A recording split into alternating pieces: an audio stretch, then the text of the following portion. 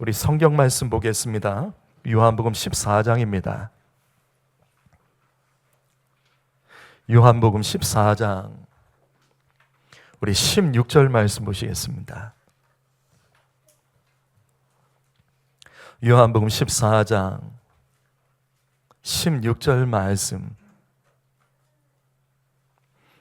저와 여러분이 한 목소리로 합독합니다. 시작.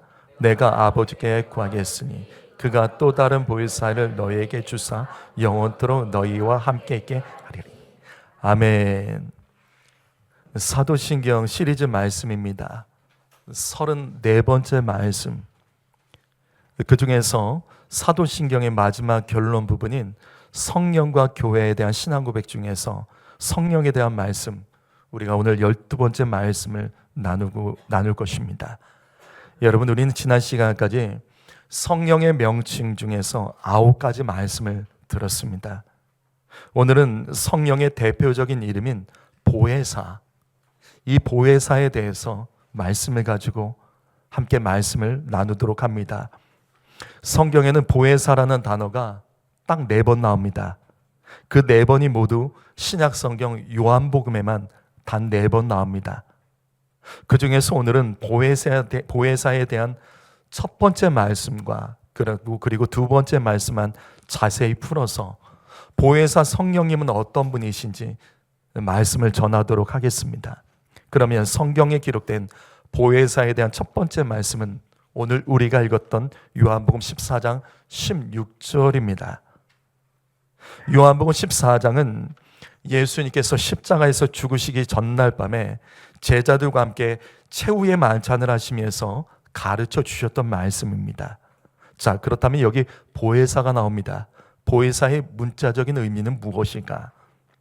이 보혜사는 한문으로 풀어보면 보호할 보자, 은혜해, 스승사자를 해서 보혜사라고 합니다. 따라서 한자로 풀어보면 보혜사는 보호하시고 은혜를 베풀어 주시고 스승사, 즉 가르쳐 주시는 분이라는 뜻을 가지고 있습니다. 이거는 잘 번역한 겁니다. 헬라어 원어로 보면 보혜사는 파라클레토스입니다. 이 단어는 가까이에서 돕는 자라는 합성어로 되어 있습니다. 그리고 이 파라클레토스는 당시에 사용되던 실제 법정 용어입니다. 그래서 여기 요한일서 2장 1절 말씀처럼 법정에서 피고를 도와서 대신 말해주고 도와주는 대언자, 이 대언자가 파라클레토스라는 원래 뜻입니다. 그럼 영어 성경에는 어떻게 되어 있을까? 영어 성경에는 우리의 인생의 문제를 해결해주고 도와주는 상담자, 그래서 카운셀러로 번역됩니다. 또한 컴포터, 이 위로자, 이 좌절해 있는 사람을 일으켜주고 세워주는 자로 번역을 하고 있습니다. 다시 요한복음 14장 16절을 보시게 되면 우리는 이 말씀을 통해서 그러면 오늘 세 가지 사실, 우리는 이 말씀을 통해 오늘 세 가지 사실을 먼저 보게 될 것입니다. 그 첫 번째로 성령님은 또 다른 보혜사라는 겁니다. 우리 이 말씀은 앞에서도 나눴습니다. 성령님은 또 다른 보혜사라고 예수님께서 말씀하십니다. 예수님은 제자들에게 앞으로 내가 또 다른 보혜사를 아버지께서 아버지를 통해 구하여 보내게 하겠다. 그래서 너희와 영원토록 함께 하겠다고 말씀하십니다. 근데 예수님은 성령을 가리켜서 그냥 보혜사가 아니라 또 다른 보혜사라고 말씀하십니다. 그냥 보혜사가 아니라 또 다른 보혜사. 따라서 이 뜻은 예수님도 보혜사 하셨습니다. 성도 여러분, 성령님만 보혜사가 아니라 예수님도 보혜사십니다. 그래서 보혜사는 성령의 사역을 나타내는 명칭이지만 오늘 따로 이것을 빼서 말씀드린 이유가 예수님도 보혜사이시기 때문에 오늘은 보혜사 성령님에 대해서 따로 말씀을 전하는 겁니다. 자, 그렇다면 두 번째로 우리가 이 말씀을 통해 깨달아야 될 그 두 번째는 하나님은 보혜사를 통해서 우리와 함께 하시는 임마누엘 하나님이십니다. 여러분, 하나님은 임마누엘이십니다. 근데 그 하나님은 보혜사 성령을 통해서 우리와 함께 하신다는 것을 이 말씀을 통해서 가르쳐 주고 있습니다. 앞의 말씀에서 예수님은 보혜사라고 말씀을 드렸죠. 그런데 예수님께서 구약 성경에 예언된 또 다른 이름이 있습니다. 예수님의 또 다른 이름, 그것이 바로 임마누엘입니다. 이거는 성경에 나와 있습니다. 마태복음 1장 23절을 보시게 되면 천사가 마리아에게 나타나서 성령으로 잉태될 것을 가르쳐 줍니다. 그리고 그 아이의 이름, 예수님의 이름을 임마누엘이다, 이렇게 말씀합니다. 임마누엘은 히브리어입니다. 하나님께서 우리와 함께 하신다. 임마누엘은 하나님께서 우리와 함께 하신다는 뜻입니다. 다시 말해서 예수님께서 이 땅에 오신 것은 하나님께서 우리와 함께 하심을 보여주기 위하여, 하나님과 동행하는 삶을 보여주기 위하여 예수님은 이 땅에 오신 겁니다. 자, 따라서 이 땅에 오신 예수님의 또 다른 이름이 보혜사이며 임마누엘이라는 것을 우리는 알 수 있어요. 그런데 이것이 성령도 똑같습니다. 성령도 똑같습니다. 다시 요한복음 14장 16절을 보시게 되면 성령님은 예수님처럼 또 다른 보혜사십니다. 그리고 이 말씀처럼 성령님은 예수님과 똑같이 영원토록 우리와 함께하기 위한 임마누엘로 예수님은 우리에게 가르쳐 주셨습니다.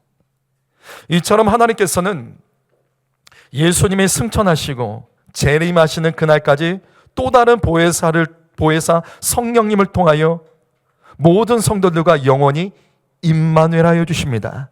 하나님은 성령을 통해서 우리 가운데 임마누엘 하여 주십니다. 바로 이것입니다. 성도 여러분, 여러분은 하나님과 동행하며 살아가고 계십니까? 여러분, 이번 한 주간 하나님과 동행하셨습니까? 하나님이 나의 삶 가운데 임마누엘 하고 계시다면 여러분, 그 증거는 무엇일까요? 하나님이 나와 함께 하신다, 말만 떠들지 마시고 하나님이 나와 함께 하신다면 그 증거가 무엇일까요? 성도 여러분, 그래서 이 말씀 놓치지 마십시오. 성도는 성령 받아야 됩니다. 하나님께서는 성령 받은 자와 임마누엘 하시며 함께 하십니다. 하나님께서는 보혜사를 통해서 합법적으로 우리와 임마누엘 하시는 하나님이신 줄 믿습니다. 하나님께서는 성령 받는 자를 영원히 떠나지 않으십니다. 이것은 주님의 약속이에요. 그래서 우리는 이 말씀을 이해할 수 있죠. 사무엘상 16장 14절 말씀, 이 말씀 읽어보죠. 읽어봅니다. 읽습니다. 시작.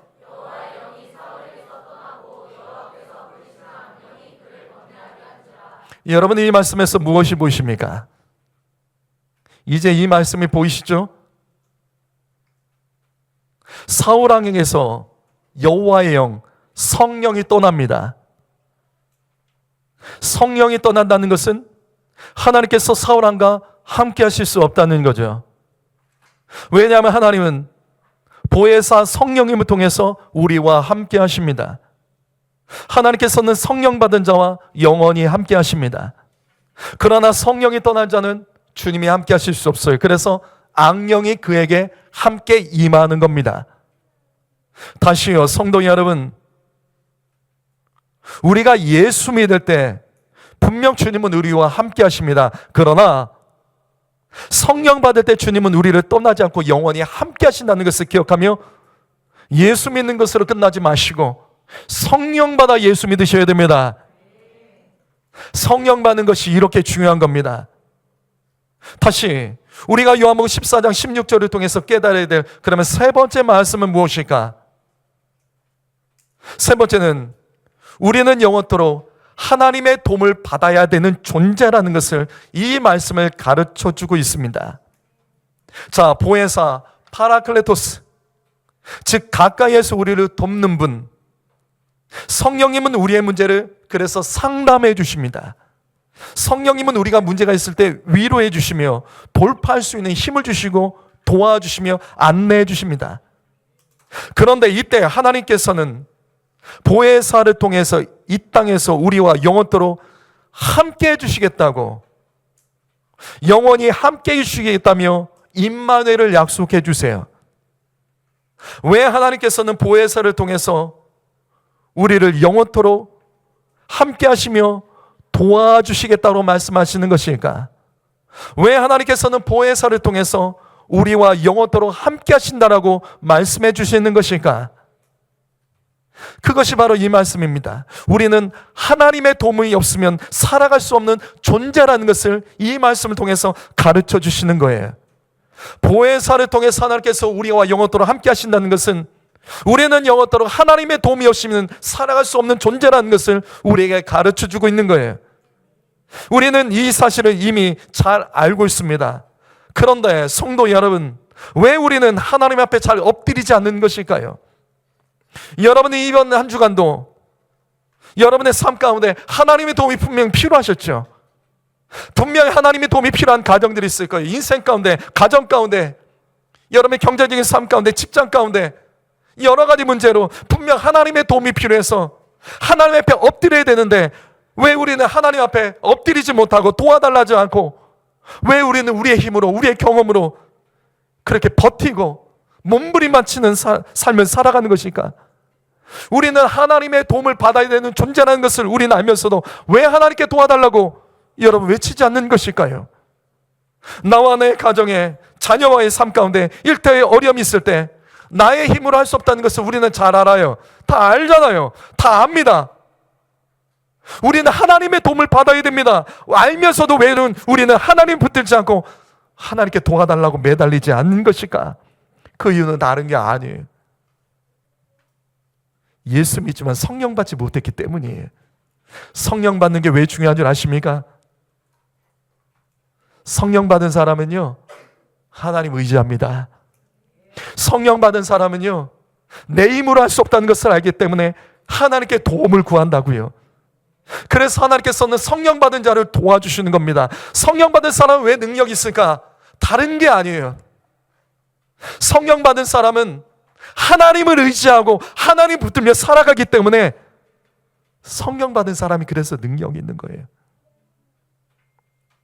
바로 이것입니다.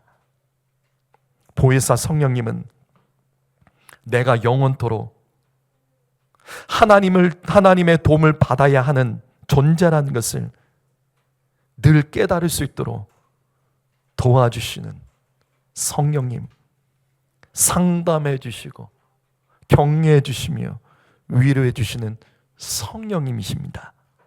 그래서 보혜사 성령님은 이 성령 받은 사람은 이 땅에서 하나님의 도움을 구하며 더 엎드리도록 이 보혜사 성령님은 도와주시는 거예요. 여러분, 우리가 하나님 앞에 엎드려 기도하는 것, 이거 쉽지 않아요. 이거 아무나 할 수 없습니다. 예수 수십 년 믿어도 기도하지 않는 성도들이 있어요. 무슨 말이냐? 하나님을 의지하지 않는다고요. 왜 그럴까? 성령 받지 못해서 그럽니다. 성령 받은 사람은 하나님 의지합니다. 성령 받은 사람은 어떤 문제가 있든지 하나님 앞에 엎드려 주님 앞에 도와달라고 하며 살려달라고 하며 주님의 구원을 바라며 살아가게 됩니다. 그래서 성령 받은 사람이 결국은 승리하는 거예요. 왜? 하나님 앞에 엎드리기 때문에. 성령 받은 사람이 하나님과 더 가까워집니다. 성령 받은 사람은 더 간절히 하나님을 붙들게 됩니다. 성도 여러분, 잘 들으십시오. 우리 중에 예수 믿지만 하나님과 더 가까워지지 않고 교회랑도 더 가까워지지 않고 기도해야 될 문제를 가지고도 기도하지 않는 이유는 다른 게 아니에요. 기도를 못해서가 아니에요. 성령 받지 못해서 그런 거예요. 성령 받으셔야 됩니다. 성령 받아야지 하나님과 가까워집니다. 성령 받으면 엎드려 간구하며 반드시 하나님의 도움을 받는 인생 되는 줄 믿습니다.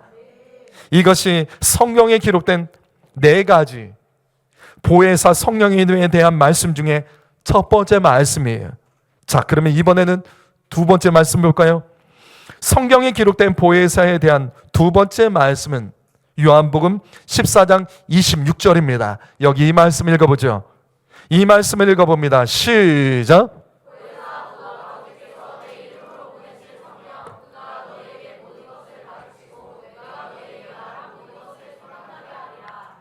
여러분, 우리는 이 말씀을 통해서도 다시 세 가지 하나님의 음성, 세 가지 사실을 깨닫고 배워야 됩니다. 그 첫 번째, 우리가 이 말씀을 통해 깨달아야 될 그 첫 번째는 우리가 다 아는 사실이에요. 성령 받으려면 예수님의 이름으로 기도해야 됩니다. 자, 이 말씀 보시죠. 보혜사. 하나님 아버지께서는 보혜사를 어떻게 보내주실까? 분명 말씀에 기록되어 있습니다. 보혜사 곧 아버지께서 내 이름으로 보내실 성령. 하나님은 성령을 보내실 때 예수의 이름으로 보내주신다라고 말씀하고 계십니다. 성령님은 예수의 이름으로 우리 가운데 임한다고요. 하나님께서는 예수의 이름을 통해서 우리에게 보혜사 성령님을 보내주신다면, 성도 여러분, 성령 받으려면 예수의 이름으로 기도해야 됩니다. 여러분, 우리가 예수의 이름으로 기도할 때 하나님께서는 우리에게 보혜사, 즉 성령님을 우리에게 보내주심을 믿습니다. 기도하지 않으면 성령 받지 못합니다. 예수 믿으면 알아서 성령 받는 게 아니에요. 그래서 제가 이 말씀 이전에도 말씀드렸죠. 예수 믿는 것과 성령 받는 것은 별개입니다. 예수 믿는다고 성령 받는 건 아니에요. 이건 따로예요. 그래서 사도행전 19장 2절 말씀을 보시게 되면 사도 바울이 복음을 전할 때 예수 믿는 자들을 만나요. 그때 사도 바울이 언제나 점검을 합니다. 너 예수 믿을 때 성령 받았느냐? 너희가 예수 믿는다면 너희 그러면 성령은 받았냐?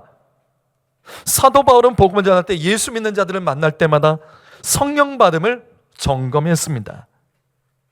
무슨 말이냐면 예수 믿어도 성령 받지 않고 예수 믿는 사람들이 많다는 거예요. 그래서 예수 믿어도 성령 받지 않은 사람들은 간절하게 하나님을 찾지 않아요. 성령 받지 않는 사람들은 하나님 찾지 않습니다. 아니라고 생각하세요? 성령 받는 사람이 하나님 찾고 하나님 간절히 붙잡고 기도합니다. 우리 중에는 예배의 자리는 지키고 찬양하고 헌금은 하고 봉사는 하지만 보시면 쉽게 시험에 들고 믿음이 흔들리고 경건의 모습이 있지만 순간순간 자기의 상황과 컨디션에 따라서 타협하는 사람들, 믿음 버린 사람들, 사명 버린 사람들 많습니다.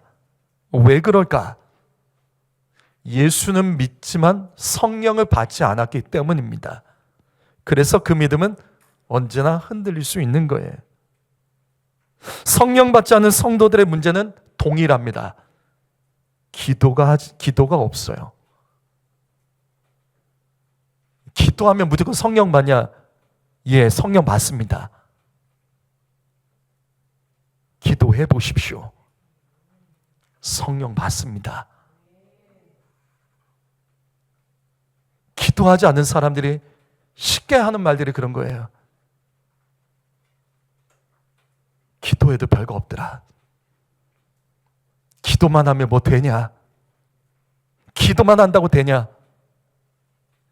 기도 안 해본 사람들이 그 말을 해요. 기도한 사람들은 알아요. 됩니다. 여러분, 기도하면 됩니다. 성도 여러분, 그냥 예수 믿으시면 안 돼요. 성령 받으셔야 됩니다. 성령 받은 자의 예배, 기도, 헌신, 그 삶은 반드시 달라집니다. 그래서 사도행전 6장 5절을 보실까요? 초대교회 때 최초의 직분자를 뽑을 때 그 기준의 핵심은 두 가지죠. 믿음 충만, 성령 충만입니다. 믿음이 충만한 것과 성령 충만한 건 다른 거예요. 이건 저의 말이 아니에요. 믿음 충만과 성령 충만은 다른 거예요. 성령 충만은 따로 있다고요. 초대교회에서 예수 믿는 믿음이 있었지만 성령 충만하지 않은 자들은 직분자를 세우지 않았다는 거예요. 성령 충만한 사람은 기도하는 사람입니다. 성령 충만한 사람은 하나님 붙듭니다. 성령 충만한 사람은 어떤 문제가 생겨도 하나님의 앞에 엎드리고 하나님의 도움을 받으려고 합니다. 그러나 예수는 믿지만 성령 충만하지 않으면, 예수는 믿지만 어떤 문제가 생기면 자기의 힘으로 살아가요. 또 자기의 경험으로 돌아갑니다. 자기의 손에 든 것, 나를 도울 수 있는 그 사람, 인맥, 그 스펙, 그런 것 따라가는 거예요. 그래서 초대교회 때 직분자를 세울 때 반드시 믿음도 있어야 되지만 성령 충만한 사람, 기도하는 사람을 선택한 거예요. 성도 여러분, 성령 받으려면 예수도 믿어야 되지만 예수의 이름으로 기도하셔야 됩니다. 그래서 누가복음 11장 13절 말씀 보실까요? 읽어봅니다. 시작.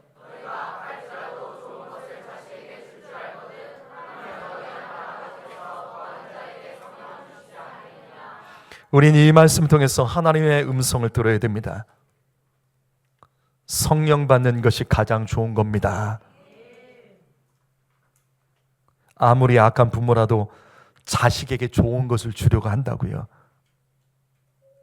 그런데 하나님께서 주님의 자녀인 우리에게 가장 주기 좋은 것, 가장 주고 싶은 좋은 것, 그래서 성령이라고 말씀하고 있습니다.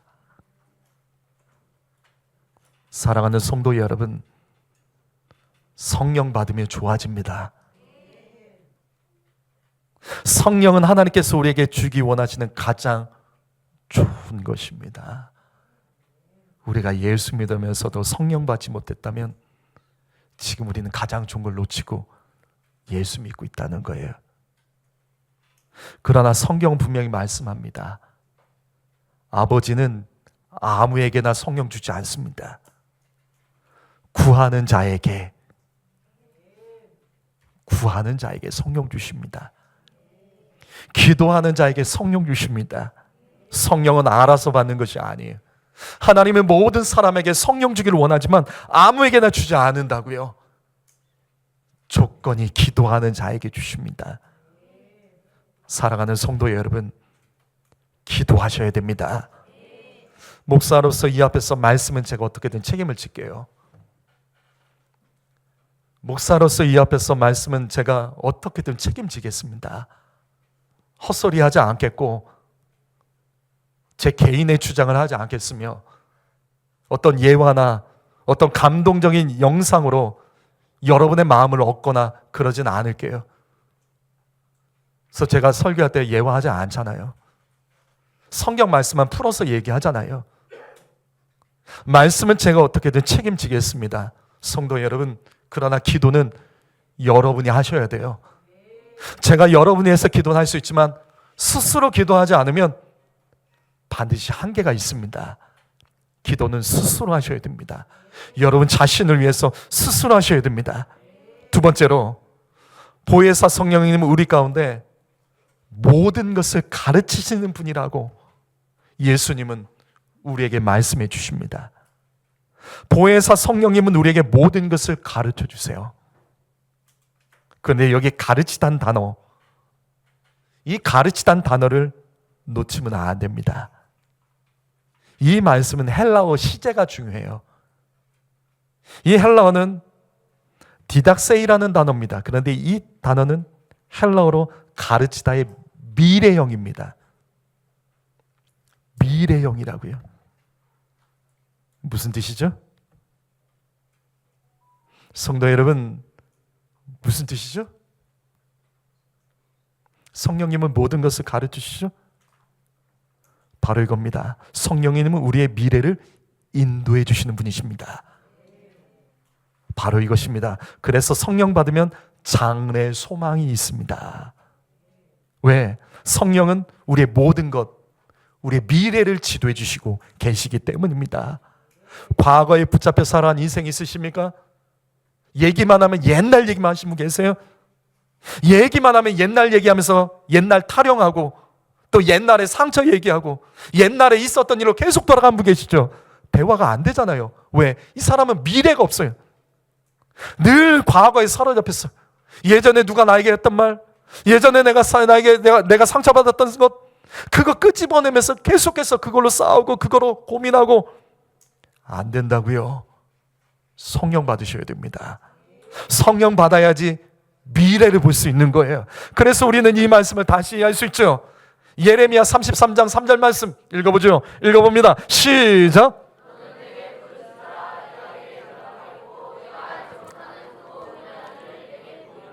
성경 말씀은 독립적인 것 같지만 다 연결됩니다.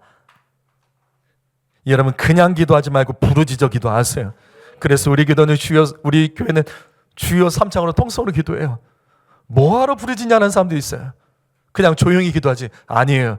조용히 기도하는 사람은 부르짖어 기도 못합니다. 그러나 부르짖어 기도하는 사람은 조용히도 기도할 수 있는 거예요. 부르짖어 기도하는 것이 먼저예요. 예수님께서 겟세마네 동산에서 땀방울이 핏방울이 되도록 기도하셨다는 것은 부르짖어 기도했기 때문이에요. 여러분 그냥 기도하면 땀이 나지 않아요. 부르짖어 온 힘 다해 기도하면 등에서 땀이 올라오고 몸에서 열이 나면서 땀이 나는 거예요. 그래서 이 말씀 보십시오. 부르짖으면 하나님께서 응답해 주시겠다고 약속하십니다. 무슨 말이냐면 부르짖어 기도하면 하나님께서 역사하시고 우리의 삶 가운데 개입하여 주신다는 거예요. 그런데 다가 아니죠. 더 놀라운 것은 부르짖어 간절히 기도하면 우리가 알지 못하는 크고 은밀한 일, 다시 말해서 장래의 일들까지도 하나님께서 보여주시고 준비할 수 있도록 도와주신다는 겁니다.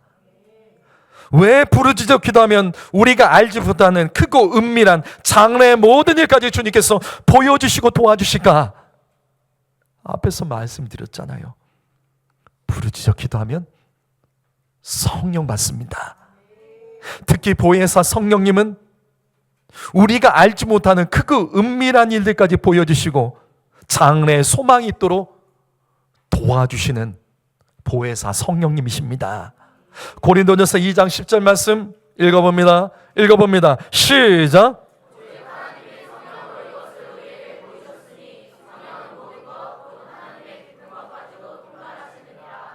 하나님께서는 성령을 통해서 우리에게 모든 것을 보여주십니다. 왜냐하면 성령님은 하나님의 깊은 뜻까지 통달하고 계시기 때문이에요. 바로 이것입니다. 그래서 성령 받은 사람이 결국 승리합니다. 왜냐하면 성령 받은 사람은 좋아질 수밖에 없어요. 그는 하나님의 뜻을 알기 때문에, 내 뜻을 누르고 하나님의 뜻대로 살기 때문에 성령 받은 사람은 반드시 좋아집니다. 사랑하는 성도 여러분, 우리의 인생이 더 나아지지 않는 것은 하나님의 뜻이 아닌 내 뜻을 주장하기 때문은 아닐까요? 분명 하나님의 뜻이 있는데 내 뜻을 꺾지 않고 내 고집을 꺾지 않고 내가 나를 위해서 살기 때문에 하나님께서 돕고 싶어도 돕지 않는 것은 아닐까요? 그러나 성령 받으면 하나님의 뜻을 알아요. 말씀을 듣고도 말이 안 통하는 사람들이 있어요. 분명 똑같은 말을 들었는데 딴소리 하는 사람들이 있어요. 분명 말씀은 이건데 이상하게 못 알아들어요. 왜일까? 성령과 상관없어서 그런 거예요. 그래서 말씀을 자기 이성으로, 자기 기준으로, 자기 판단과 경험으로 막 재단을 해대는 거예요. 그러니까 똑같은 말씀을 들었는데 이 사람은 다르게 말하는 거예요. 분명히 이 말씀은 우리를 살리는 말씀인데 누군가는 이 말씀을 듣고 죽어가는 사람들이 있다고요. 왜 그럴까? 성령을 받지 않았기 때문에 하나님의 뜻을 모르는 거예요. 사랑하는 성도 여러분, 그렇다면 나와 내 가정을 향한 하나님의 뜻은 무엇입니까? 여러분, 누군가 나에게 질문한다면 당신을 향한 하나님의 뜻은 무엇입니까? 여러분의 가정을 향한 하나님의 뜻은 무엇입니까? 질문한다면 여러분 뭐라고 말씀하실 때요? 여러분 뭐라고 말씀하실래요? 우리가 하나님의 뜻에서 벗어나지 않으려면 성도 여러분, 성령 받아야 됩니다. 성령 받은 사람은요, 뜻이 명확해요. 그러나 성령 받지 않고 예수 믿는 사람은 말해보면 이미 다 끝났어요. 왜 이렇게 성령을 강조하나? 성령은 하나님이 기쁘신 그 뜻까지 통달하기 때문에 우리가 성령 받지 않으면 하나님의 뜻을 몰라요. 그래서 내 뜻을 하나님의 뜻으로 말하잖아요. 여러분, 함부로 말하지 마세요. 나 갑자기 하나님 성 들었다, 하나님께서 갑자기 어떤 감동 주셨다, 기도도 하지 않으면서 그런 말 하는 사람들이 있어요. 그거 다 거짓말이에요. 그런 일은 일어나지 않아요. 성령은 합법적인 영입니다. 말씀을 붙들고 기도할 때 성령 임하는 겁니다. 그래야지 이게 하나님의 뜻이구나, 이걸 깨달을 수 있는 거예요. 근데 갑자기 뭔가 막 사인을 받은 것처럼, 그거 조심하자고요. 목사님 저도 그렇게 안 하잖아요. 목사님 저도 여러분에게 어떤 이야기를 할 때, 여러분과 상담을 할 때, 어떤 말을 할 때 갑자기 내가 어떤 사인을 받았습니다, 저 그렇게 안 하잖아요. 목사님 저도 그렇게 안 한다고요. 성도 여러분, 하나님의 뜻을 알려면 성령 받아야 됩니다. 기도하지 않은 사람은 성령 못 받아요. 기도부터 회복하셔야 됩니다. 마지막으로 요한복음 14장 26절 말씀 통해서 우리가 깨달아야 될 보혜사 성령님, 그 보혜사 성령님은 들은 말씀을 생각나게 하시는 하나님이십니다. 이런 몸이 아플 때 우린 병원에 가죠. 병원에 가면 다 치료가 되는 건 아니에요. 주사를 맞고 수술을 할 수도 있어요. 그래도 우리가 완전히 치료받으려면 의사가 처방해 준 약을 꼬박꼬박 먹어야 되고, 의사가 당부했던 말을 기억해야 됩니다. 의사가 담배 피지 말라는데 담배 피우면 안 되죠. 의사가 술 먹지 말라는데 술 먹으면 안 되죠. 의사가 밥 꼬박꼬박 먹고 먹지 말아야 될 건 말했는데 먹지 말아야 되는 거죠. 그런데 사는데 바쁘다며, 이제 몸이 좀 괜찮아진 것 같다며 약을 먹지 않고 처방대로 하지 않고 의사가 경고한 것을 조심하지 않으면 또 가서 주사 맞아야 되고 또 수술할 일이 벌어지는 거예요. 이게 인생도 똑같습니다. 인생의 절망과 위기와 문제가 있을 때 우리도 반드시 약을 먹어야 돼요. 그 약이 바로 신약과 구약입니다. 성경 말씀은 우리의 인생의 약입니다. 그래서 힘들수록 말씀 있는 교회를 가까이 하고 한 번이라도 더 예배하며, 정말 간절하게 원한다면 작정 기도하시고 새벽 기도 나오세요. 기도하면 하나님 반드시 도와주십니다. 특별히 이 말씀처럼 기도하면 말씀이 생각나도록 도와주신다고요. 처방이 생각나도록 하나님께서 도와준다고요. 어떻게 하는 것이 옳은 것인지, 무엇이 길인지, 무엇이 생명인지 성령 받으면 성령께서 말씀이 생각나도록 도와주십니다. 그런데 이 말씀에 생각나다의 이 뜻은 기억나다라는 뜻이 아니에요. 여기 이 말씀에 성령이 모든 것을 생각나게 하신다, 여기 생각나다는 이 뜻은 우리가 알고 있는 것처럼 그냥 기억나다 이 정도가 아니에요. 헬라어로는 다른 단어예요. 반복해서 깨우다라는 단어입니다. 성령 받으면 성령은 반복해서 우리를 깨우십니다. 모든 것을 깨워주십니다. 성도 여러분, 우리는 이 말씀 속에서 하나님의 음성을 들어야 됩니다. 하나님의 말씀은 깨워주는 거예요. 여러분, 우리가 말씀 들어야 되는 이유는 깨움받기 위해서예요. 말씀 때문에 깨어나셔야 됩니다. 말씀을 듣고 나의 고집에서 깨어나십시오. 말씀을 듣고 나의 어리석음에서 깨어나셔야 돼요. 말씀 듣고 나의 생각을 좀 깨우셔야 되는 거예요.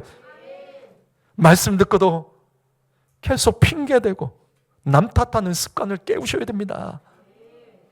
하나님의 말씀으로 위로만 받으려고 하지 마세요. 하나님은 우리에게 위로 주고 감동 주는 차원의 말씀이 아닙니다.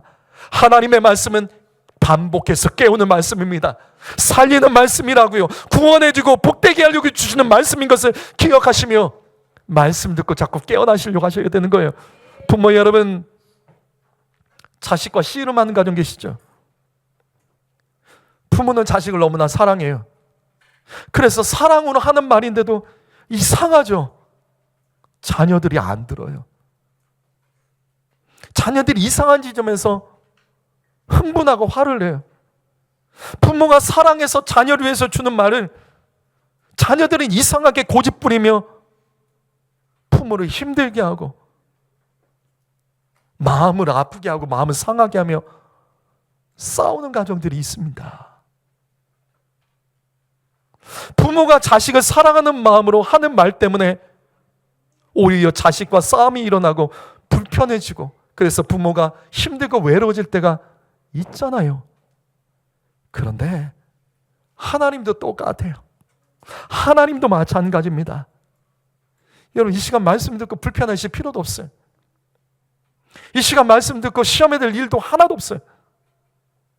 하나님은 지금 이 시간 우리 살리기 위해서 매일 또 주일마다 우리에게 말씀을 가르쳐 주시는데, 우리는 내 기분에 따라서 내 상황과 처지에 따라서 말씀 듣고 자기의 고집을 절대 꺾지 않는 사람들이 있어요.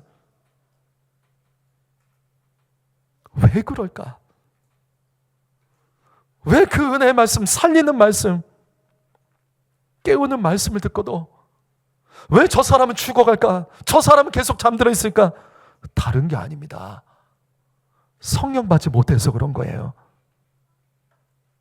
성령 받으면 말씀을 듣고 깨어나도록 성령께서 도와주십니다. 성령 받으면요 말씀 무시하지 않습니다. 성령 받으면요 말씀이 내 기준이 됩니다. 성령 받으면 성령님은 우리를 깨워서 말씀 속에 살아가도록 도와주신다고요. 지금 여러분 중에도 이 말씀 시간에도 아무 관심이 없고 말씀을 들어도 지루하고 또 역시 또 졸고 있고 말씀 듣다가 뭔가 따질 것 지금 생각해서 그런 분 있으십니까? 말씀 듣고도 귀를 막고 싶은 생각이 드는 성도님 계십니까? 잠자는 영혼, 잘못된 길로 걸어가는 영혼, 실패와 절망에 엎어져 있는 영혼, 그 영혼을 깨울 힘은 오직 보혜사 성령님밖에 없습니다. 성령님은 우리를 깨워주시는 분이십니다. 성령님은 말씀이 생각나게 해주셔서 그 말씀 때문에 우리가 깨어나고 말씀에 정렬되도록 도와주시는 분이십니다. 오늘 말씀 마무리하죠. 이사야서 40장 8절 말씀, 푸른 마르고 꽃은 시드나 우리 하나님의 말씀은 영원히 서리라. 푸른 마르고 없어지지만 하나님 말씀은 영원합니다. 영원하다는 것은 진리죠. 영원하다는 것은 능력이 있다는 거예요.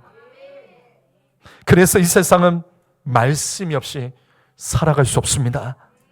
성도 여러분, 그래서 사단은 내 옆에서 말씀을 빼앗으려고 애를 씁니다.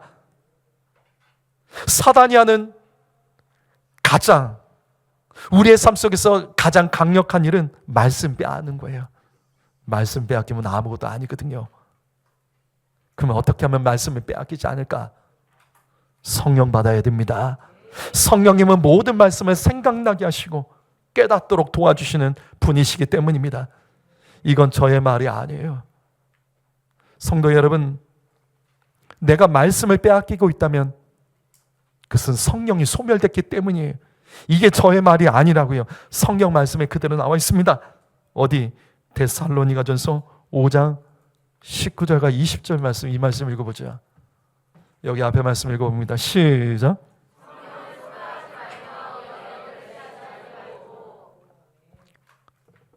성령을 소멸하지 말며 예언을 멸시하지 말고. 성령이 소멸되면 말씀이 멸시됩니다. 내가 하나님의 말씀을 듣고도 감사하지 못하고 소중히 여기지 못하며 말씀을 듣고도 깨어나지 못하고 있다면 그건 다른 게 아니에요. 내가 성령 받지 못했기 때문이고, 과거에 성령 받았어도 성령이 소멸됐기 때문에 말씀이 멸시당하는 겁니다. 성도 여러분, 여러분 중에 요즘 말씀 멸시하는 분 계십니까? 부모의 말을 멸시하는 성도 있습니까? 그런 자녀 있습니까? 그 다음 점검하세요. 나는 성령 충만한 자인가? 성령의 소멸은 말씀의 멸시로 갑니다.